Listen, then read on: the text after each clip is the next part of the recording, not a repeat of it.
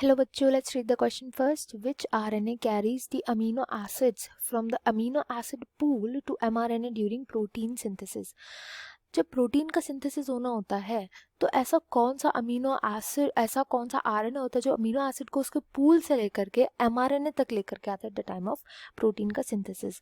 तो इसके लिए जो की कॉन्सेप्ट हम यूज़ करेंगे वो यूज़ होगा ट्रांसलेशन का।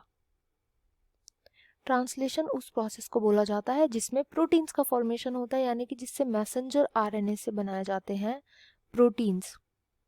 अब ये पूरी प्रक्रिया चल कहाँ पे रही होती है, पूरा प्रोसेस कहाँ पे चल रहा होता है, तो ये चल रहा होता है राइबोसोम के अंदर। राइबोसोम हेल्प करता है इस प्रोसेस को कैटलाइज करने में, एमआरएनए से प्रोटीन्स बनाता है। अब ये भी आपको पता होना चाहिए कि प्रोटीन्स जो होते हैं वो अमीनो एसिड से बने हुए होते हैं। अमीनो एसिड जिनको अब शॉर्ट फॉर्म में ए बोलेंगे, अमीनो एसिड से बने होते हैं। कई सारे अमीनो एसिड जो होते हैं ये कनेक्टेड होते हैं, कई सारे अमीनो एसिड्स आपस में कनेक्टेड होते हैं। ये किसके थ्रू कनेक्टेड होते हैं, इनके बॉन्ड्स को हम बोलते हैं पेप्टाइड बॉन्ड। पेप्टाइड बॉन्ड्स के थ्रू आपस में कनेक्टेड होते हैं।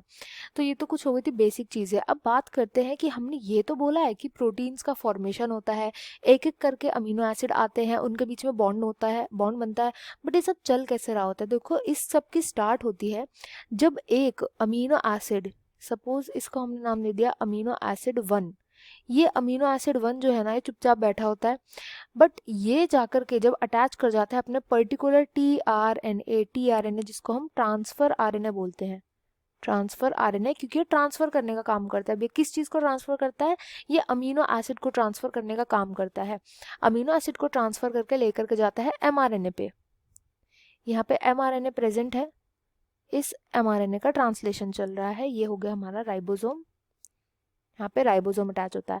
जैसे ही ये अमीनो एसिड जाकर के अटैच हो जाएगा टीआरएनए से, तो इसको क्या बोलते हैं? इसको हम बोलते हैं process of activation of tRNA. यहाँ पे टीआरएनए जो है एक्टिवेट हो जाता है।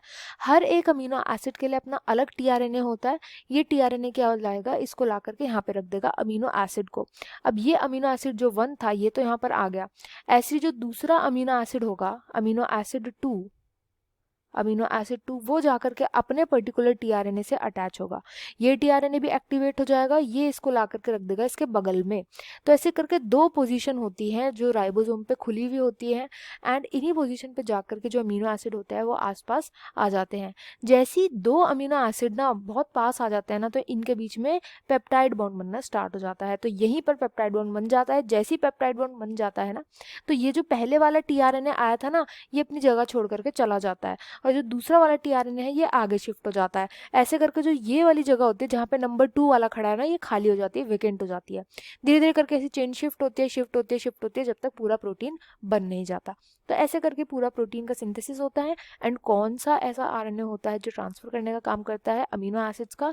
तो option second, tRNA. I hope you understood it well. Best of luck and thank you.